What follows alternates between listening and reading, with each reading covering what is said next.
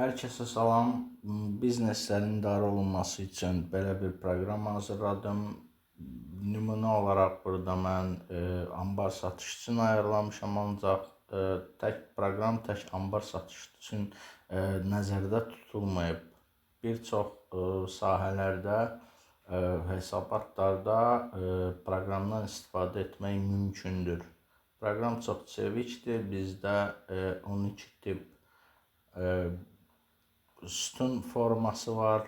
İstənilən qədər yazıb, silib, ayarlamaq mümkündür sütunları. Üst sıra cədvəllərdə əsasən sorğular üçün nəzərdə tutulub. Hər bir sütunun sorğusu var və nəticələr də üst sorğudakı sorğuya əsasən sıralanır. Və sonda cəmlər və sayılan cəmlərin hamısı çıxan nəticələrə görə göstərilir. İstəyə görə istənilən hesabat formasını cədvəllərdə ayarlamaq mümkündür. Hesablamaları seçdikdən sonra hesablamalar yaddaşda qalır və ikinci dəfə müdaxilə etməyə ehtiyac yoxdur.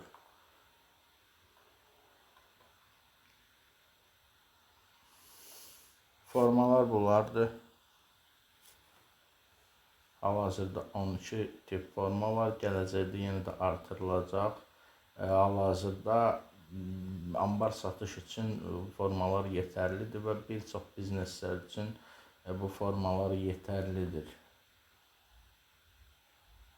Nümunə üçün gəlin anbara bir məhsul əlavə edək. Qiymət neçə ədəd mədaxil edirik. Əgər mobil tətbiqlə daxil olmuşsa biz birbaşa kameradan istifadə edə bilərik və ya qalerdən seçə bilərik şəkili, məlumat və s.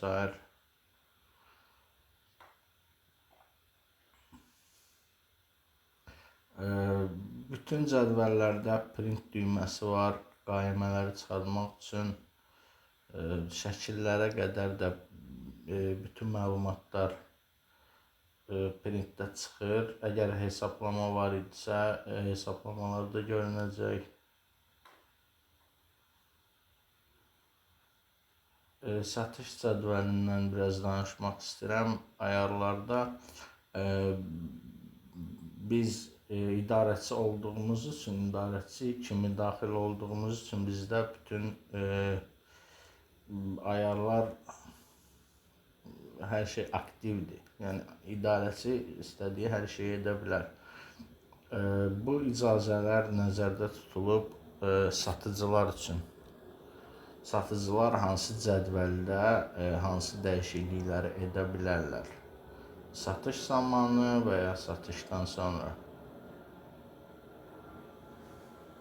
Satış bölməsinə daxil olaq.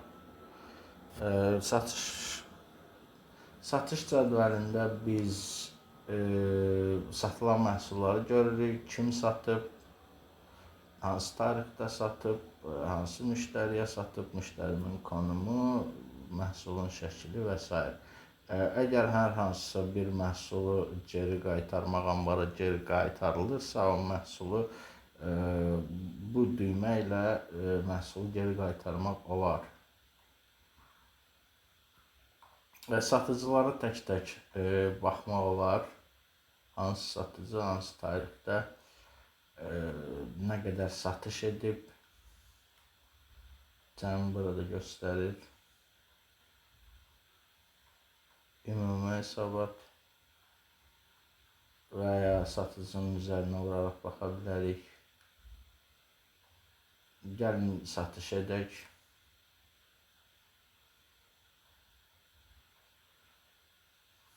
Əgər məhsul sayı anbarda çoxdursa, o zaman axtarışdan da istifadə edə bilərik. Məhsul satışı bu formada baş verir. Çox sürətlidir. Tam bir dəqiqə daxil olaq. Məlumat dəyişdirmək mümkündür. Faiz endirimini yazmaq olar müştəri üçün. Konumunu seçmək, konumunu yeniləmək. Məhsul satış zamanı yenə də şəkili dəyişmək mümkündür. Bu şəkil artıq bu məhsulun ambardan şəkli dəyişilməyəcək. Sadəcə olaraq bu şəkil bu məhsula aiddir. Mən idarəçi kimi daxil olduğuma görə birbaşa sifarişi tamamlaya bilirəm. Satıcılarda isə bu belə deyil. Satıcılar sifarişi yazdıqdan sonra ambara göndərirlər. Ambara göndərdikdən sonra ambar daxil olur, baxır. Əgər say uyğundursa, faiz endirimi uyğundursa, o zaman ambar həmin sifarişi təsdiqləyir. Say ilə bağlı bir problem olmur, çünki ambardakı saydan artıq yazmaq olmaz. Sadəcə olaraq bir neçə satıcı eyni zamanda bir məhsuldan neçə say vura bilər. Əgər məhsul sayı ambarda uyğun gəlmirsə, o zaman sifarişi tamamlamaq mümkün olmayacaq.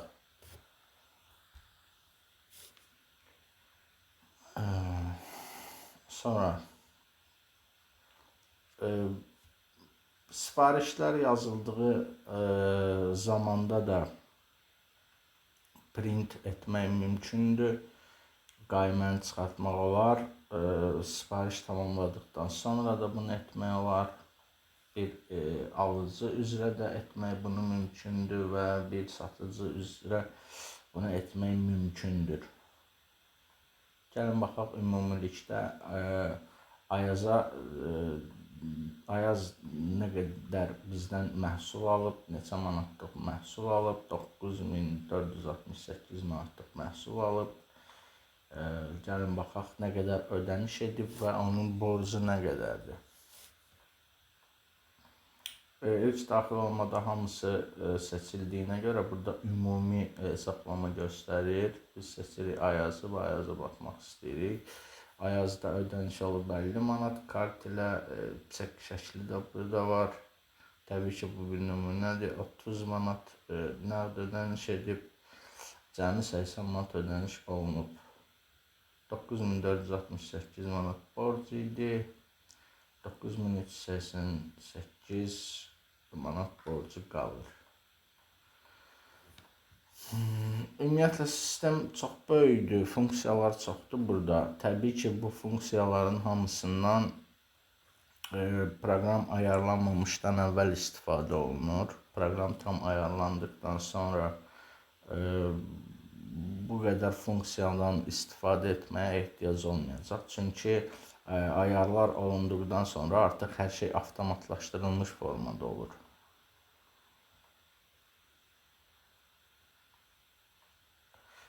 Cədvəli kiçiltmək üçün sütunların birləşdirilməsi mümkündür. Şəkillə tarixi misal üçün birləşdirək. Tarix, şəkil, ədədi salmaq olar qiymətin altına və s. Bu tip ayarlar çoxdur.